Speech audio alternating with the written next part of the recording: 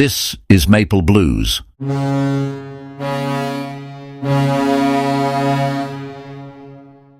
Welcome to the Maple Blues Podcast, the podcast where we talk about the NHL, the St. Louis Blues, the Toronto Maple Leafs, and other things hockey. I'm Penguin Note. And I'm Charlie ND.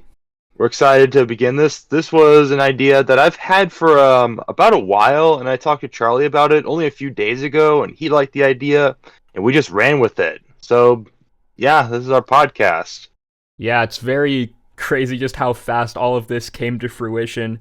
And, I think this has been a long time coming. You and I share a lot of the same audience, and I noticed that whenever I look in your comment section, I see a lot of the same people who watch my videos. So, this just seems like the right thing to do. Yeah, certainly.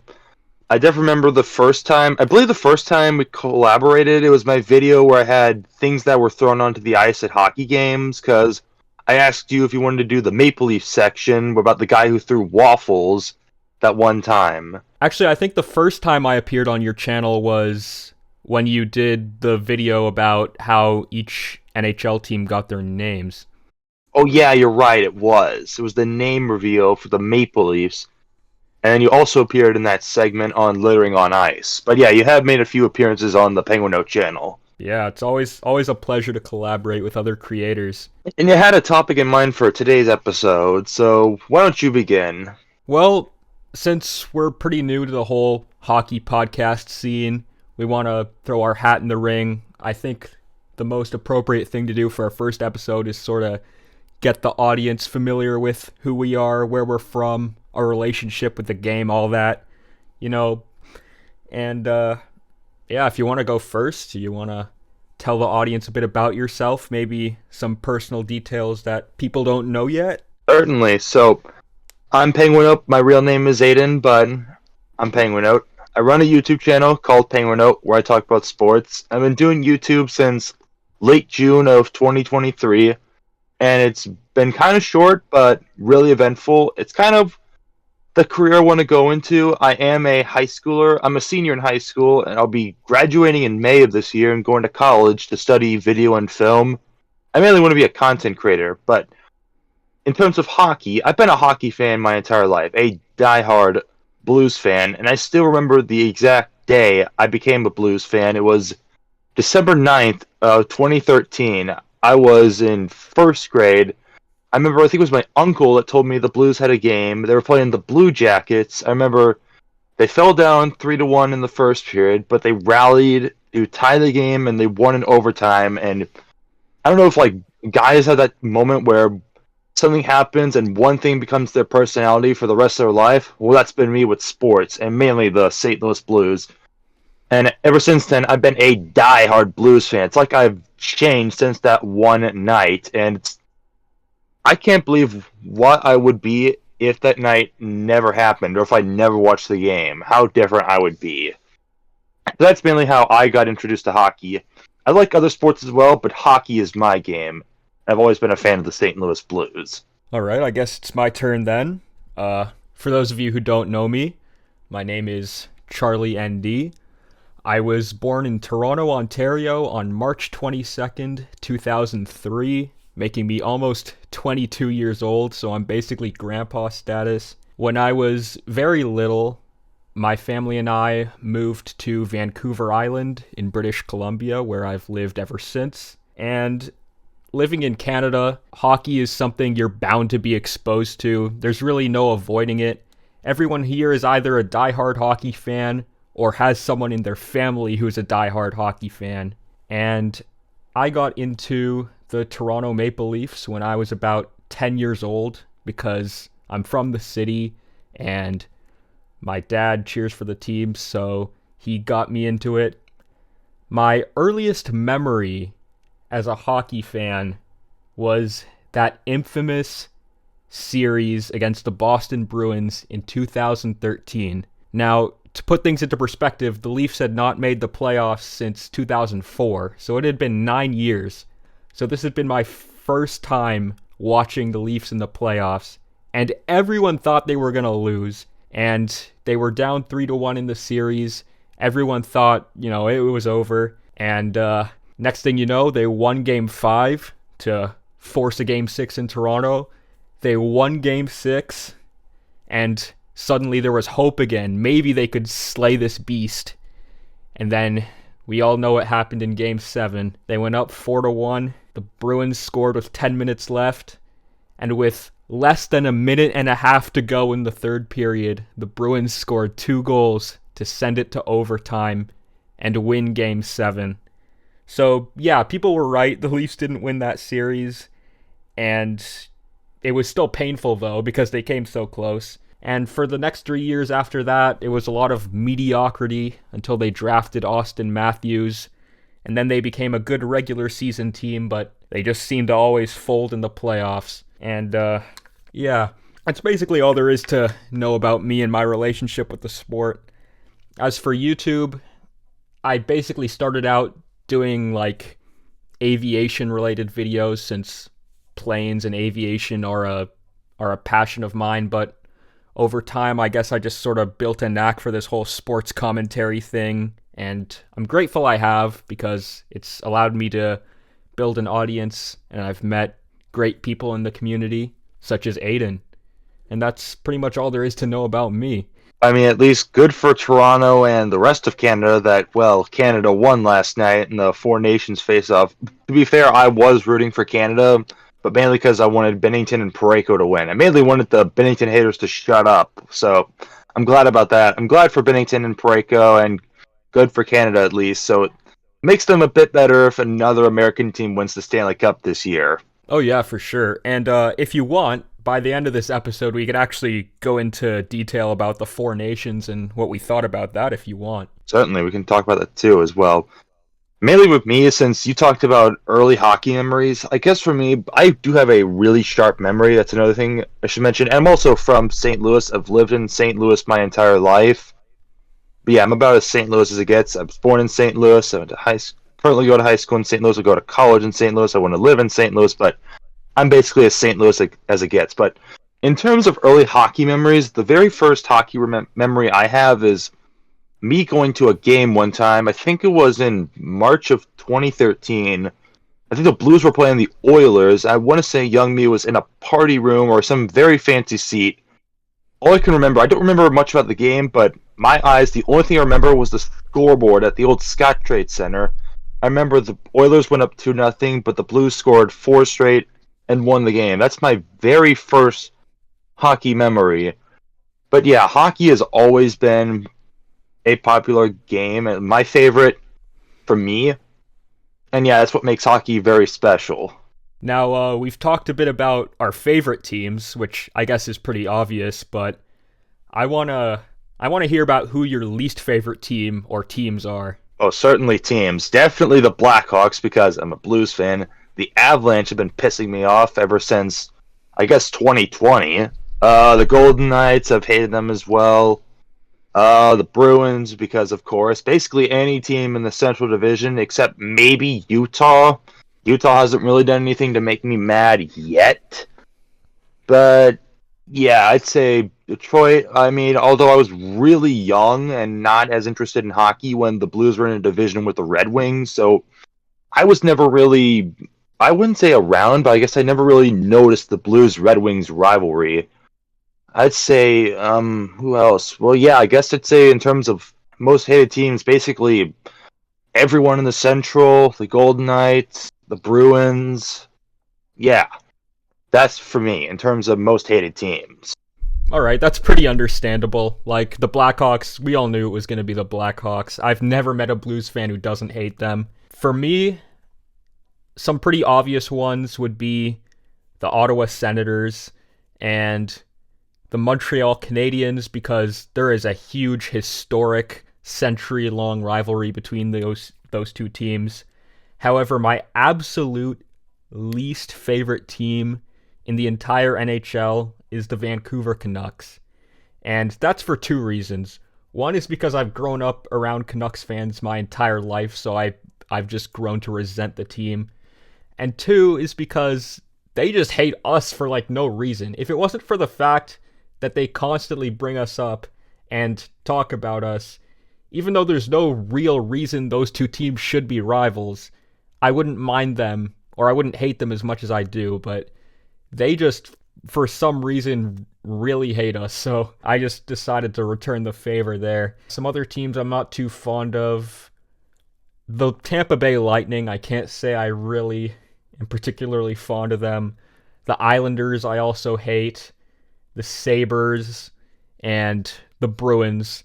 Although my hatred for the Bruins has sort of subsided over time. Like, it's not as huge as it was back in 2013, but I still dislike them to some degree. And I sort of dislike the Blackhawks a little bit. And apart from that, I wouldn't say there's too many teams I really hate. But actually, what am I saying? I already named a bunch of teams that I hate. So yeah, I'd say I have beef with a decent amount of the league, but that just comes with the territory. A lot of people hate us, so I hate them back. I'll be honest, I was completely shocked when you said the Canucks were your least favorite team. I was expecting it to be Boston, but I guess your story growing up on Vancouver Island, being around Canucks fans, I guess that makes some sense. And the Senators, though, I kind of don't get, but I guess it's Battle of Ontario, even though Leafs fans always take over the Senators arena when it's a home game for Senators fans, and same for the Sabres. But I guess since you're a Leafs fan, Leafs fans are different from Blues fans. I guess I can see why. Yeah, absolutely. And about me not hating Bruins, it's also because a lot of the people I've met who are Bruins fans are like actually very chill, and a lot of the times we end up bonding over our mutual dislike of the Canucks, because it's the same thing. Canucks fans, just ever since 2011, they've been salty towards Bruins fans, and Bruins fans, at least the ones that live in this part of the country, have began to resent them back, so we sort of bond in terms of that. And in terms of why I hate the Senators, it's because, like, their fans constantly talk about us, like, more than I would like them to. Like, I would like to just ignore them, but they constantly, like, on social media and in real life, are constantly bringing us up. And I guess that comes with the territory of cheering for a big market team, all the small market teams want to talk, and it is what it is, But I can say confidently, I hate the Senators more than the Canadiens, because even though I find their fans annoying, at least Montreal fans can back up their trash talking, right? They have 24 Stanley Cups. That's a lot. Senators fans, on the other hand, they're just like the little sibling that just wants to talk for the sake of talking. So that's all the Senators. I was gonna say all the Senators Cups are basically rusted. They're that old that because the original Senators, they won a bunch of cups, but those cups are so old they basically apply for Social Security. Oh yeah, absolutely. And don't get me wrong, I know my team's pathetic. We haven't won a cup in over 50 years. It's coming up on 60 years at this point, and that is pathetic. But I would still much rather cheer for this team than Ottawa.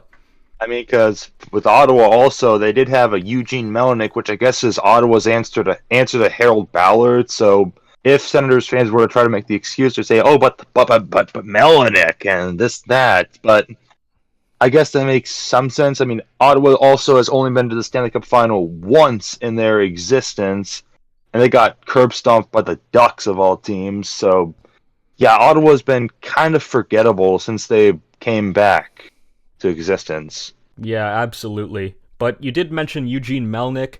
One thing I will never hold against any fan base is like a bad owner. Like, I will not trash talk. Like, if I'm trash talking another fan's team, I will not bring up their owner, because like I get how that feels, so I can sympathize with them.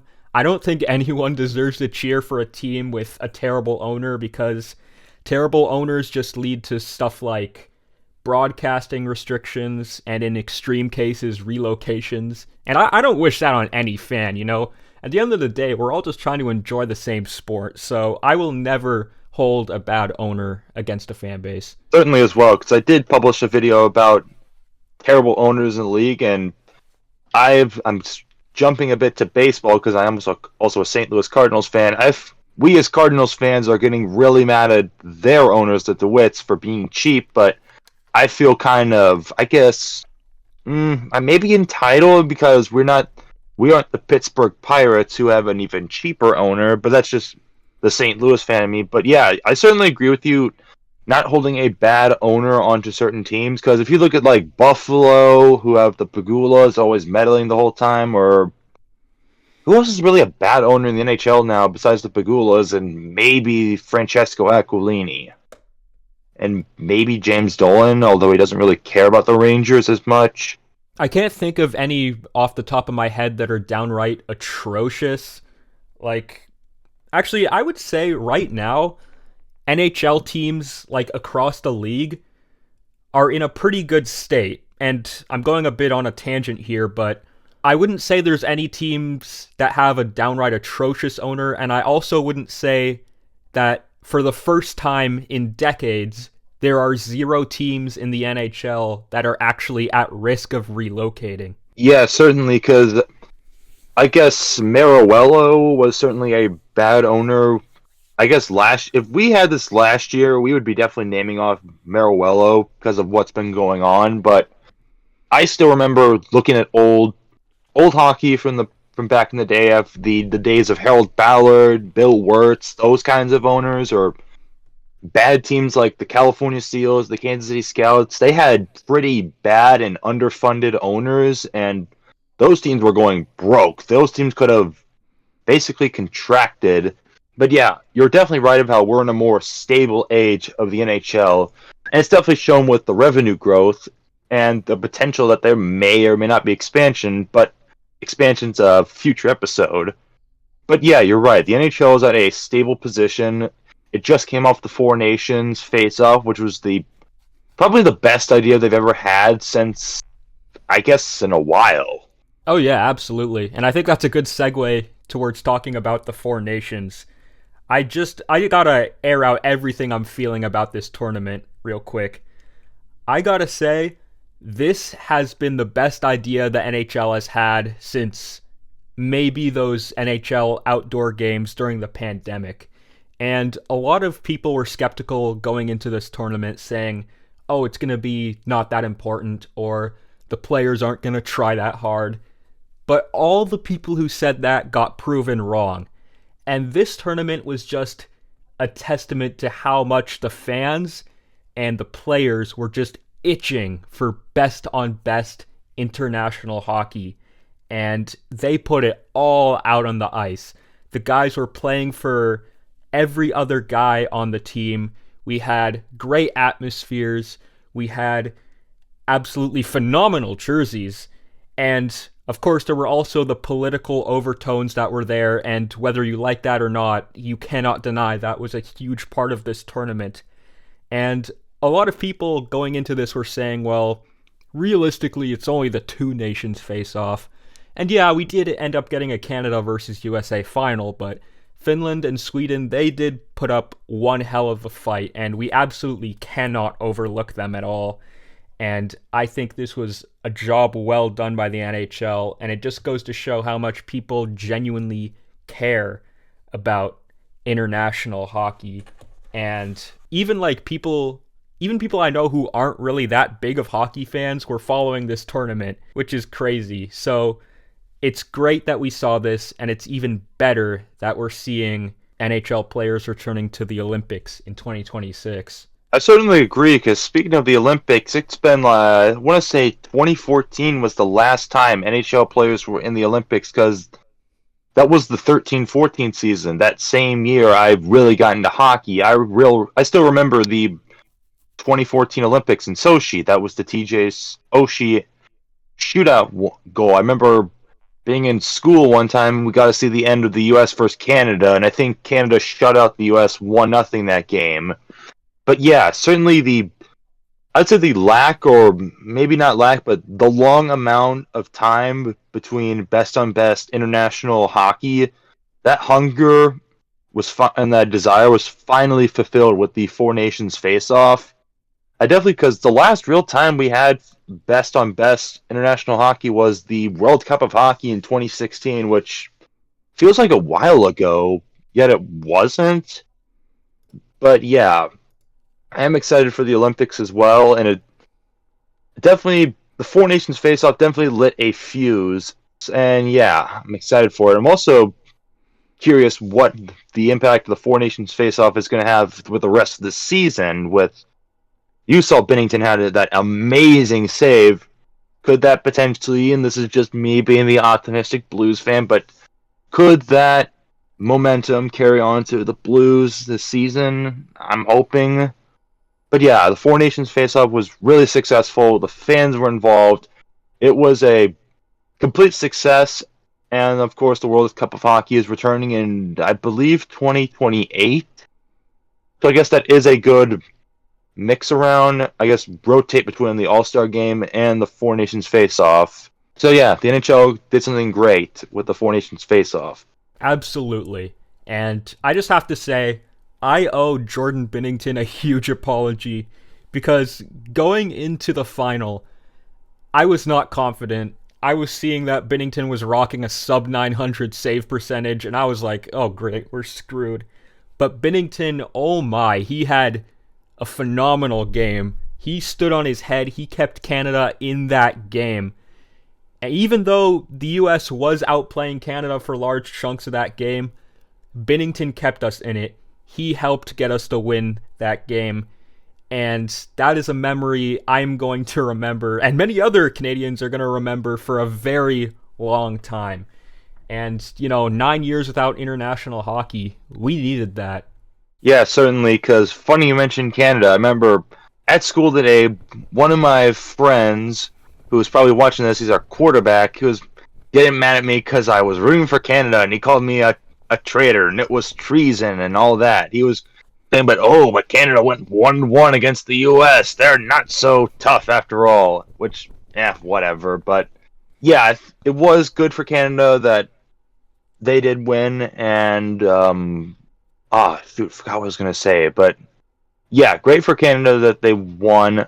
I mean, it does suck that the U.S. lost, even though I am a bloody American and a Yankee and all that, but was good for Canada, good for Bennington, and them to win.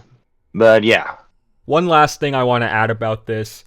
I don't want to get too much into the whole politics surrounding this tournament, but I will say the majority of us Canadians do not wish any ill will towards you or like the average American, because at the end of the day, we're all just people trying to live our lives day to day, right? But I hope you guys understand that with everything going on right now, that whole anthem booing was definitely something that was bound to happen. And I personally would never boo another country's national anthem, but I'm sure that you can understand why so many people did that. And at the end of the day, this hasn't changed my opinion on the United States one bit. I still have a lot of respect for you guys. I still consider you guys to be my friends. So I just need you to know there's no ill will from me towards you or any of my American viewers. Yeah, I certainly feel the same way. I wouldn't boo other national anthems, and I do not want to take over Canada. The only real benefit of the U.S. absorbing Canada is it would be an easier way to bring back the Quebec Nordiques, but that's a whole nother story and might not even be true, but it's just the only thing I keep thinking. But yeah, I would rather not have the U.S. take over Canada because it's kind of dumb. Or unless they're getting the free healthcare out of it and the Tim Hortons. But yeah, I feel the same way you said about Americans. I feel the same way about Canadians. I respect you guys as well. You're our northern neighbors. I do want to visit Canada someday. I want to go to Toronto and Vancouver and Montreal and visit all kinds of places. Because I heard they're all great places. Oh yeah, I definitely hope you get to do that one day. I'm definitely trying to visit more places in the U.S. myself. And if you do ever get up here, you gotta experience our food, our cities, our museums, and of course, I'm gonna say this, you gotta attend an NHL game. Doesn't matter which city. Yeah, certainly. Does Vancouver Island have good fish and chips? Because I'm a big fish person. Oh, dude, are you kidding? We have the best fish and chips. Okay, good. Whenever my future trip to Vancouver happens, I gotta eat my way through Vancouver, because, yeah, no, now we're talking about travel, but yeah. I definitely want to go to Canada one of these days in the future. Probably when I'm older and I got more money. But yeah, I do want to go to Canada one of these days. That's good to hear. And, we'd always be willing to welcome you with open arms despite everything that's happened. Yeah, same way with you. If you ever decide to come to St. Louis or anywhere in the United States, I would definitely be one to welcome you with open arms. I feel like there are other people here as well. The negative energy with politics, and I too try to avoid politics as much as I can, but I feel like it's a bunch of nonsense. I don't think people should take over. I don't think the U.S. should take over Canada. They should just be two different nations, and yeah, I feel like that also kind of mess up the NHL in some way, since they're the like between the five major sports, the NHL has the most amount of Canadian teams, and that would just make everything seem kind of messy. Yeah, for sure. We have a lot of pride, even though we are the little brother country, I guess, and we have a proud history, and to be honest, I'm not too worried about a takeover actually happening. I am not losing any sleep over that. But yeah, all that discussion aside, I am very happy with how the Four Nations went, just to like put a nice little bow on that. And, I'm looking forward to hopefully seeing a rematch next February. Or, yeah, February is usually when the Winter Olympics happen. I believe it's going to be in Italy, isn't it? Yeah, it is in Italy. It's one or two towns in Italy. I think one of them started with a C. I would rather not butcher it on the air, but yeah, it's in Italy. All right, I can just do a quick Google search here. 2026 Winter Olympics. Oh yeah, I see what you mean. I'm not even gonna try to pronounce that. One of them's Milan. I knew that for sure. And yeah, that will be an exciting thing to see. And yeah, okay, so we've talked about that. I guess we can also talk about tomorrow and about the Blues and the Leafs. I mean, the Blues are back tomorrow. They are playing the Winnipeg Jets, and of course the Jets have been so good this year, and the Blues are still technically in the hunt, but they're kind of hanging by a thread. And there are more rumors that Shen's getting traded and Parayko's getting traded, and they're getting traded for that and that. Oh, but think about the trades. I mean, I'm trying to be optimistic. I'm not giving up on the season. I want them to try to do the absolute best they can until the curtains fall. I'm laying out hope. I'm still optimistic. I'm still believing, at least hoping for a playoff berth. That's the most I want. Results in the playoffs doesn't matter as much. I would just rather like to see playoff hockey for the first time in what feels like a while. But yeah, that's what the Blues are up to. All right. I'm looking at the NHL standings right now. I got the standings up on another tab. So, the Toronto Maple Leafs are sitting at 33, 20, and 2, good for 68 points. They are in competition with the Florida Panthers for first in their division. And tomorrow, or I guess today, if you're watching this on Saturday, they play the Carolina Hurricanes, who are sitting at second in the Metro. I think that game could go either way. I think the story with the Leafs this season has been their defense has not been the best, and offensively they are producing the worst points per game average at 5-on-5 in the last 5 years, I think. The only reason the Leafs are as far up in the standings as they are is because of their goalies, Stolars and Woll, the latter of which I believe is from Missouri. Is that correct? Joseph Woll, yeah, I believe he is. I want to say if he's from, he's from Dardine Prairie, Missouri, it's in St. Charles County, which is about a 30-ish, 40 minutes, it's about like 30 minutes to an hour away from St. Louis. It's a way out there. It's kind of like, I might be wrong with this, but it's kind of like Mississauga to Toronto, kinda. All right. I can understand that. And also, a little bit of a side tangent here. Stolars and Woll, I've been so happy with them this season. And I genuinely think that the US might have had a better chance of beating us if they had one of those two goaltenders in net. Yeah, I would certainly say goalie also, because if we're going to mention goalie, you could also bring up the. I know what I was going to mention, the U.S. versus Canada, the first game. The Canadians only scored one goal in that game, and people were all blaming Bennington when no one else on the score sheet besides McDavid showed up. So, one thing I wanted to mention, but yeah, goalies are important in hockey.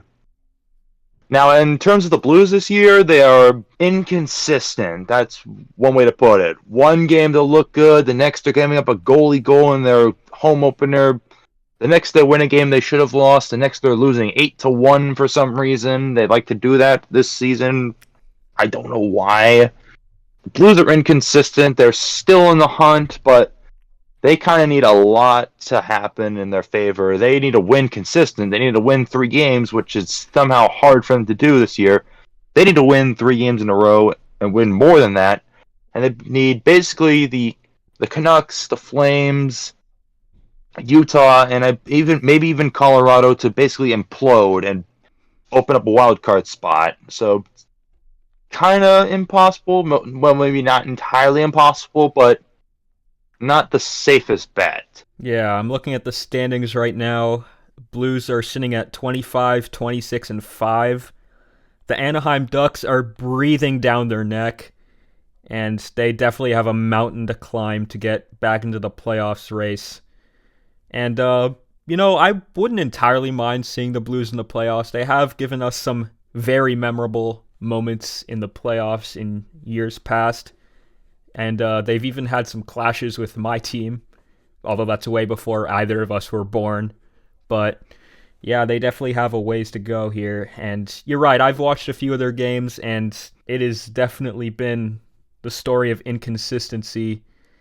And if I'm being honest, I don't really think they should have been picked. Them or Chicago should have been picked to play in the Winter Classic earlier this year. I think that was definitely a bit of an odd choice by the NHL. Yeah, certainly. Now, with the Winter Classic, it's funny you mentioned that. I still remember last year when that was announced being like, Chicago again, but I remember seeing the Blues with the opponent, and it's like, wait, what? That came out of nowhere. I did not expect the Blues to be in another Winter Classic. I keep saying, after 2017 in St. Louis and then 2022 in Minnesota, I kept saying the next outdoor game the Blues would play would be if Kansas City got a team, and the Blues played the Kansas City team at Arrowhead. But another game at Wrigley Field, that came out of nowhere, and that was a disaster. I think big disaster on the NHL. I mean, first off, you didn't even play the game on January 1st, so there's your first problem. You had one team that sucks, and another team that can't decide what it wants to be. And, yeah, it was also, I guess you could kind of blame college football, but you're always going to have to deal with college football in late December, early January, so your hands are kind of tied there. So, what can you do? I think the thought process from the NHL standpoint was that they were trying to market Bedard. They want to market their stars, which is a good idea. I get what they're going for, but Bedard plays on a team with a bunch of nobodies, and it's no wonder that this was actually, I believe, the least watched Winter Classic ever. And I'm not trying to say this is a bad rivalry, but this game would be more viewed if it was the mid 2010s, because come on, they're both sitting so far out of the playoff spot. I mean, the Blues less so, but this was just bound to be a ratings disaster, and this completely blew up in the NHL's face. And with me saying that, for the last topic I want to bring up in this first episode, since I think we can get through it fairly quickly, is what Winter Classics would you personally like to see? Ooh, with Winter Classics, well, Utah is new, so I would love to see Utah have an outdoor game. They could possibly play one at the University of Utah. I'm curious what the University of Utah stadium, what their stadium capacity is. I want to say it's about 51,000, so they could maybe do a stadium series. I would like to see one in Utah. They could play Colorado and have the battle of the mountain teams. That's one I'd like to see. I would also like to see Toronto and Montreal in a Heritage Classic. That has not happened somehow. The Heritage Classic has been around for 20 years, and they have never done Toronto Montreal. They could honestly do that at the Rogers Center. They should do that. Have the Maple Leafs play the Canadiens at the Rogers Center. I think that would do really well, and it would be really great to have the two original 6 Canadian teams playing at the Rogers Center. They could have the roof open. It would work. What else? I mean, I do like it if every team gets an outdoor game, so I would think at some point they would try to get Vegas another outdoor game, even though they were at the Winter Classic and they were at the Lake Tahoe game, which you did mention around the beginning of this episode. So I guess Vegas would get some outdoor game, whether it be at the Raiders Stadium, even though it technically doesn't have an open roof.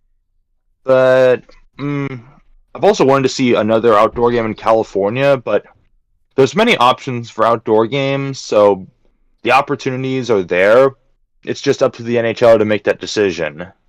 I'd also maybe say some neutral sites, because maybe having one in Halifax, if there's a suitable stadium, and maybe in other places that don't have a team nearby, that don't get as much attention, the NHL could play games there, because neutral site games have done decently well in the past, because I remember a long time ago, the Kings and Rangers played a game outdoors in Las Vegas in a parking lot. The Jets and Flames played an outdoor game in Regina, I believe.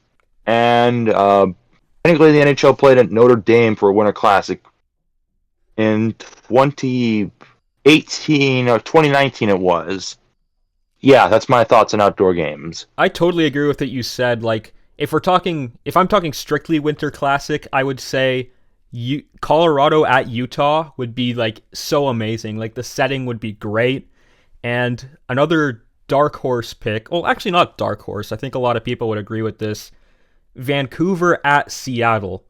I think that would be great for an outdoor game. Put them in Lumen Field. That would be just spectacular to see. And I also think your idea for the Heritage Classic, Leafs versus Habs, it is shocking to me that hasn't happened yet. That would be like, there's literally no way the ratings for that wouldn't be amazing. However, the only thing I disagree with you on is in terms of the venue.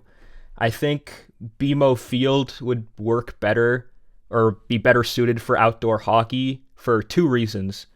One, the sightlines. Rogers Center's recently undergone many renovations to make it better for baseball, which is great, but that makes it worse for hockey. And BMO Field, you got like the 2 parallel sections of seats that face towards the pitch. And on top of that, it's also being expanded for the FIFA World Cup. And once it gets expanded, it will be the largest stadium in Toronto. So I think that would be a better place to host an outdoor game. But I'm totally with you with the Leafs versus Canadiens idea. That would be absolutely spectacular. I guess what you said about BMO Field, I guess it makes some sense if they're renovating it and adding extra seats. I guess maybe that's what could draw the NHL's attention and say, ooh, hey, maybe we could play an outdoor game there. Because if I'm correct, don't both Toronto FC and the Argonauts play at BMO Field or BMO Field? Yeah, that's correct. Yeah, so I guess what you said, although didn't BMO Field host that one outdoor game in 2017 when the Leafs played the Red Wings? Wasn't it the Centennial Classic?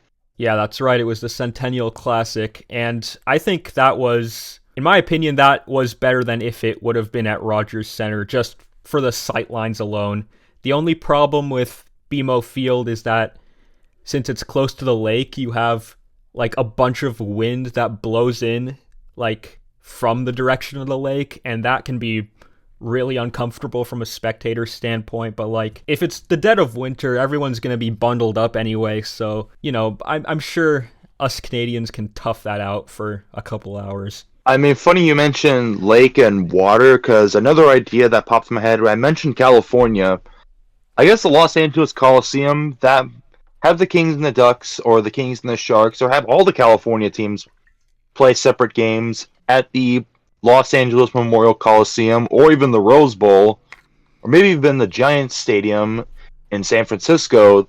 All of those, or even Angel Stadium, all of those could host potential outdoor games, even though both the Sharks and the Ducks are terrible if you want to avoid that trap. But the Kings have been pretty good recently, so maybe they could be on the docket for an outdoor game soon. But who they would play, that's up to the NHL. And of course, like you said, the Canucks and the Kraken at Lumen Field in Seattle. I feel like that's the plan for a future stadium series at some point.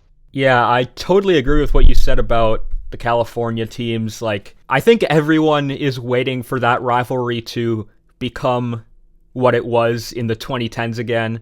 But I think once the Sharks and the Ducks are further along in their rebuild, that's going to be like such a no-brainer. Like, everyone's going to want to see that. And Canucks versus Kraken again. I wouldn't say it's really a fierce rivalry in hockey yet. They haven't met in the playoffs. The Kraken are a new team. There isn't really that much hatred and animosity between those two fan bases yet.